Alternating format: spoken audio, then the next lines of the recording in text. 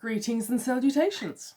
Today's review is for The Weirdstone of Brisingamen by Alan Garner. I've got this beautiful little puffin here with its original and a wraparound cover. Now, spectacular artwork. Whose artist I haven't looked up yet. I should have done that. But I do know that this was the original cover on the original book published by Collins, maybe? In 1960. There we go, Collins 1960. Mine is, of course, not the original 1960 edition. It is a later edition from 1969. But I'm glad they kept the original cover. Beautifully illustrated by George W. Adamson because stunning. Okay, so I recently read The Owl Service by Alan Garner. There's a review back in my backlog somewhere, not too far back, a few days ago. And, hey, what are you doing, chicken? Other than biting me. And it made me enthusiastic to go back and reread some other of the Alan Garner books that I've got. I thought I'd start with The Weirdstone of Brisingamen because it was the first one that he published. He started writing it, I believe, in the 1950s. 1950. Pretty sure, maybe. And it is very much a first book in a number of ways, but it's also a very good first book. I know that Alan Garner himself came to dislike the book, its characters, and consider it a badly written book. It's certainly a first attempt by an author at a book, and there are pluses and minuses to it, but I still really enjoyed it. We start with Susan and Colin, our main protagonists. They are young twins? Brother and sister at least. Not sure, maybe twins, not sure. What age they are is never really given, and given the fact that it was written in the 50s and 60s, 50 to 60s, I can't really tell from context. By today's standards, they behave very young, like maybe a 10 or 11-year-old might. Or even less. They're clearly at a primary school from context of within the story. But anyway, they're children of their era, not of ours. They're on a train and they're going to stay with two friends of their mother's while she and their father are overseas. So they're going to move in with Gauther and Bess Mossop. Gauther's a farmer. Bess is Gauther's wife and farm wife, but years ago she was a nurse to the children's mother. And as a woman with no children, she ended up giving their mother a present, which she has then passed on to Susan. It's a pretty teardrop crystal with a bit of a blue light in it, and it's been set into a bracelet which Susan wears on her hand. So they reach Alderley, and this is an interesting spot because we've got these hand-drawn maps, which are lovely. This is apparently based on where Alan Garner grew up, and it feels that way. There's a lot of toing and froing, and it feels like a place where an adventurous child spent a lot of time exploring the different copses of trees, the bridges, and hiding under the bridge, of course, falling into the creeks, walking along the heaths, knowing every person, and in my case, then every dog. Every dog's name I knew, not always the people, and where they lived, things like that. So you've got that very local adventure style. Now, Susan and Colin start exploring the edge. That's this diagram here. It's a hilly area where the Gauther's farm is, and there's a lot of old copper mines in it. And so they go out, and they're exploring that, and then they almost immediately encounter some supernatural adventures. Now, I say it starts with them on a train, but it doesn't really. It starts with the legend of Alderley, or is it the tale of Alderley? Let's find out. Ah, yes, the legend of Alderley. And again, really cute. This is one of those local legends that every spot in England, apparently every square half kilometre, has these things and these legends and these mines and these old buildings. It's spectacular. and completely alien to my life, but I enjoyed visiting it.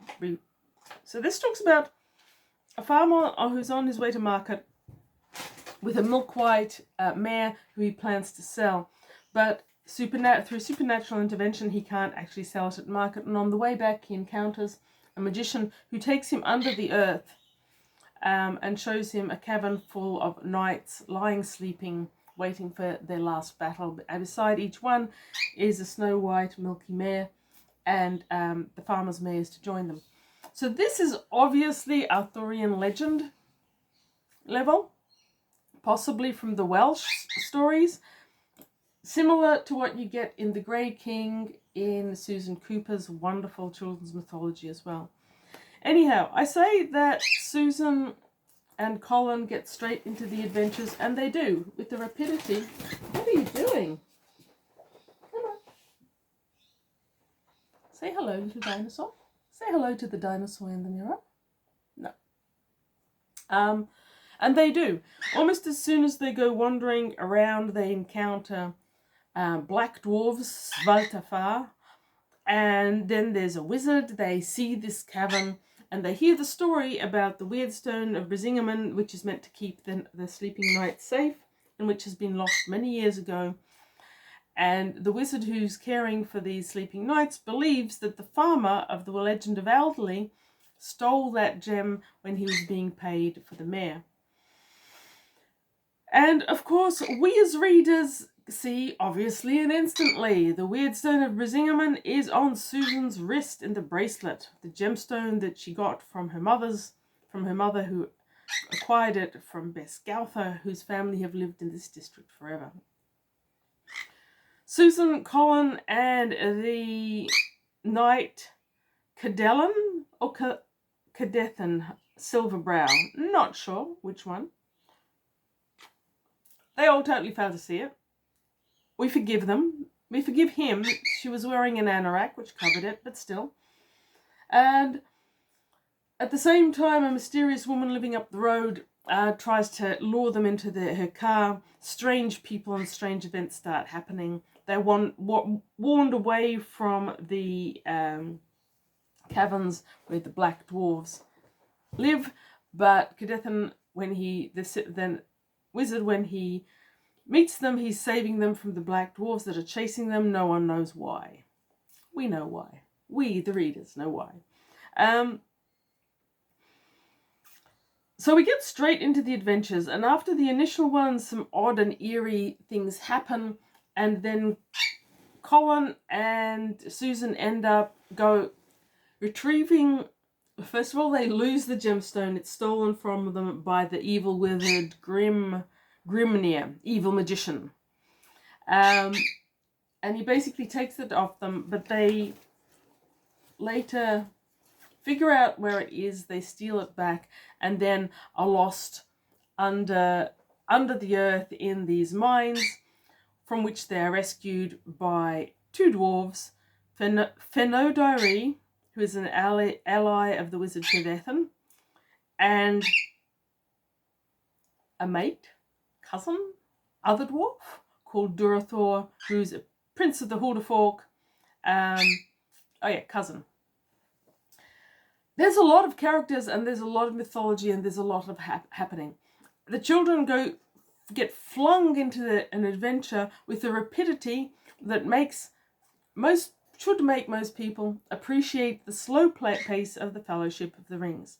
Now, since I've read Tolkien up here on the shelf, severely degenerated by years of reading, so many times, I kept seeing Tolkien-esque elements to this story. What is it? Come on. Come on. Got a very, very angry chicken here. I hope the squeaking isn't bothering you too much. I can hear it. Yes, so as someone who's read The Lord of the Rings as many times as I have, the whole feeling echoes the Fellowship of the Rings, and there are any number of adventures that come straight out of the three main Tolkien books, as it were. And I think that anyone who's very familiar with the Tolkien books will also see it here. Now, Tolkien was first The Fellowship of the Ring, I believe, was first published in 1950. So there was well time for Alan Garner to have read it and been impressed with it and have it influence his first novel. Also, the publisher, Collins, who first took on the Weirdstone of Brisingamen, was the publisher for Tolkien originally, if I'm not mistaken, and I could be. So there's a lot of tie-ins here. But the speed with which the children get thrown into this supernatural realm is unusual for a low fantasy, or what we might call these days magical realism. And the whole Tolkien-esque element just keeps coming back at you. I really enjoyed this book. I can totally see why Alan Garner was less impressed by it in later time of his year. It is at times inconsistent. Characters, there are many of them. And the children in particular have this strange arc where at first they're your main motivators. They are the center of the story. But as the story progresses and gets darker and more dangerous, and they go on this forlorn trip to try and restore the Weirdstone to the wizard, as they progress that way, they cease to become really actors in the scene at all, and instead become just two children who are being protected and escorted around.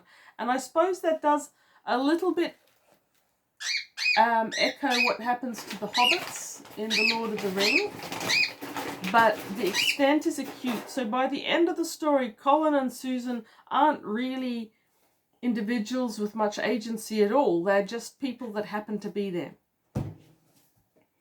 There's other things there's other cons to this book. I overall really liked it. It took a while to get into it because at 236 pages, it's a more significant children's legend, mythology, fairy story, whatever. And also the initial bit seemed a bit inconsistent with other writing bits. I can see why Alan Garner ended up embarrassed by it, because just reading from the Owl Service back to this one, you can see how much is crafted, improved in the Owl Service. The characters were more rounded. His ability to create a sense of imminent doom and tension was so much better. I can see it. I, however, disagree with the author. I think this is a good book. I enjoyed it. I will read it again. But the cons to it do include the children starting as a central agency role and ending up as nothing but a symbolism. There is a very, very long trek through the neighborhood. So the jewel has been stolen, it's been recaptured. The two dwarves managed to, yes, there are dwarves, whatever. There's dwarves through all of the mythologies, just saying. Managed to rescue Colin and Susan from the mines. They get them back to the Gouthers. But the Mort Brood, as they're called, the bad guys, have figured out where the gem has got to, and they say, let us in, let us in. And they get told, not by the hair on your chinny chin chin. And the dwarves, Fenadari, tells the Mossops that they can't actually gain entry unless they're granted entry. It's one of the old rules, apparently. So, and then they say, well, if you're not going to let us in, we've summoned the Mara. The Mara must be very, very scary. Turns out they are. And as a result of that, the Mossops and the children leave the farm the next day for fear of the Mara and go traipsing across the elderly area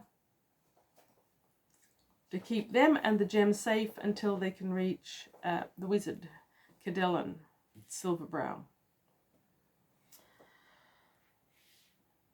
The longer trek through the neighborhood, you're either going to love it or you're not. I kind of did.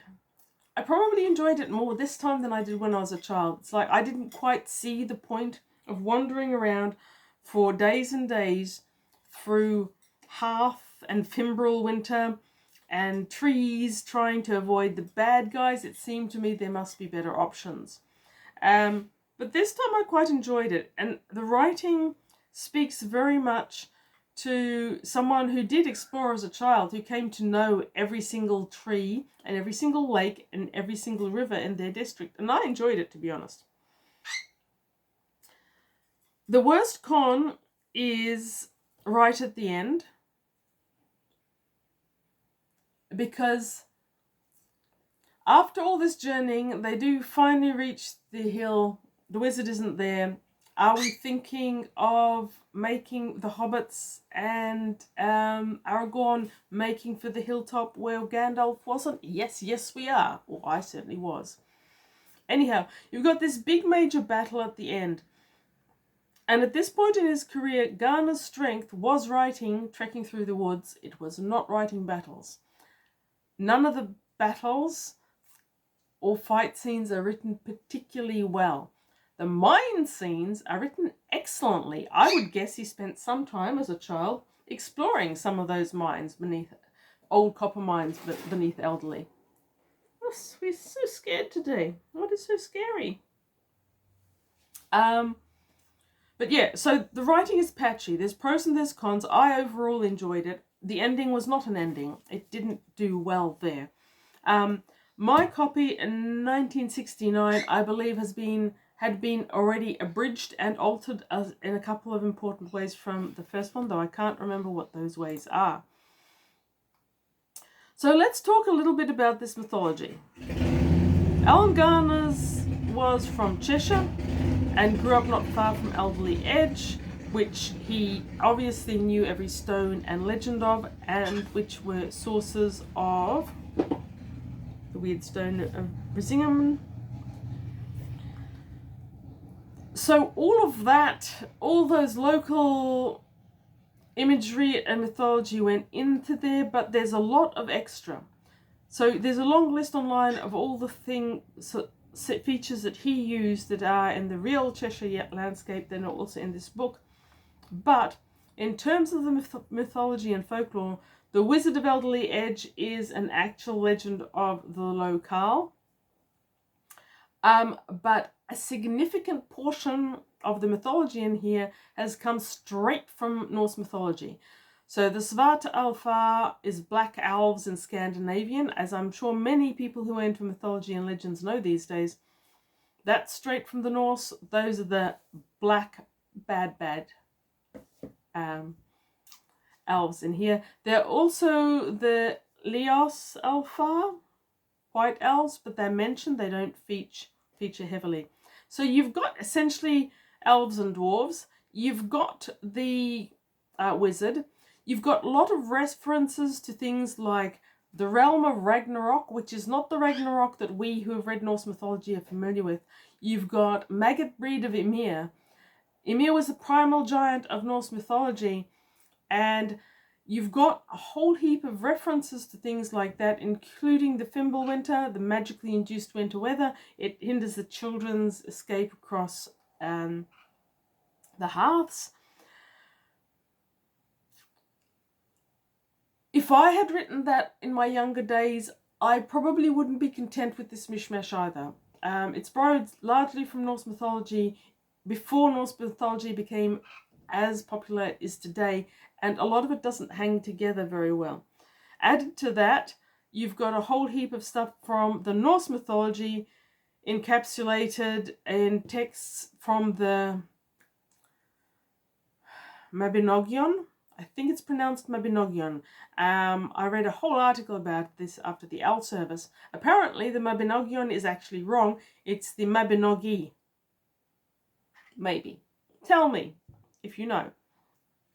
So you've got all this Norse mythology and you've got this Welsh mythology mixed in. Then you've got a certain number of words that belong from elsewhere in the European mythology. So basically he cherry-picked from all the different types of mythology and bundled it together to create his own special thing. I know that Garner went on in the last... he's still alive. If you watch this, you won't. Thank you, Alan Garner, for writing some fantastic books. I'm criticizing it, but I still loved it. And you may not be content with it, and that's your right, but I am very content with it myself. Okay. So yes, another one is Fenodirie, who is the benevolent dwarf in this tale, who is the friend of Cadethan Silver something. Silver. Damn, I hate my memory. Silverbrow. Yes. That is apparently borrowed from Manx mythology, which is a fascinating... I know so little about the Manx, except that it's their own individual thing. I'd love to learn more one day. Then you've got the Morrigan. She's one of the bad guys in this, a malevolent shapeshifter who is part of Team Bad Guy. Morrigan, I know, is associated with the Arthuric legend, but I do believe the name comes from Irish legendary. And you've got this whole consolidation of different mythological creatures like the Mara. There's another one that is a water spirit of some kind. You've got the Lady of the Lake makes an appearance during their journey as well. So if you like mythology, but you don't have a strong commitment to it being true to the source, here. After he stopped writing fiction, Garner started writing non-fiction. He's got at least 3 collections of fairy stories of England and Wales and British mythology. I can see why someone who went on to write those would be unhappy with some of the things he did. I think it's a lot of fun. It's a lot younger than the Owl Service though, so if you have enjoyed the Owl Service and you want more, maybe move on to Susan Cooper before you get to the Weirdstone of Brisingamen, because this is very much a children's book. It is a children's book that loved Tolkien so much that you've essentially got, as well as the Norse mythology, which Tolkien certainly adored, which has been adapted very differently here, you've got that trip through the Shire in the Fellowship of the Ring is very reminiscent in places of the trip through Alderley, including having a salt of the earth type farmer on your side. In this case, it's Gow the Mossock who's actually travelling with the group instead of the farmer in Bree, but it's there. There's also being pursued by bad things and encountering people who in your day-to-day life you've always thought of them as normal, decent human beings, but you find that they've already been converted to the dark side. Being chased by some things that aren't perhaps quite as scary as the ring race, but are there throughout. Oh, scream! We were quiet for 5 whole seconds. What are we screaming for now? Seat? Do we want seat? So there's that. The Mines of Moria. So they spend a certain amount of time in the copper mines under the edge, which is cool and is quite reminiscent of the goblin mines in The Hobbit, but also there's a dire but glancing reference to the fact that in one part of the mines they delved too deep, and these beautifully structured mines that were the pride of Fenodire's grandfather are now abandoned and people don't go there anymore. So yes, there's a lot there. I'm sure that if you read the Weirdstone of Brisingamen, which I do thoroughly recommend, you will find, and you love Tolkien, you will find far more Lord of the Rings references in here than I've mentioned. Practically every time you open this, you will find some. Just brace yourself, the end may not be all you want it to be. I do believe that Susan and Colin appear in the next book he wrote, which I believe is The Moon of Gomrath.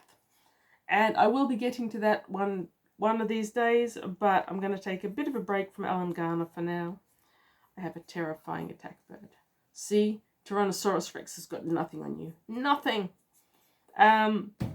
Next book I review, I plan it to be Flowers for Algernon by Danielle Keyes, as voted for by the loyal viewers of my channel.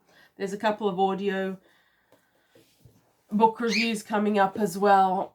And thank you for watching, and read good books.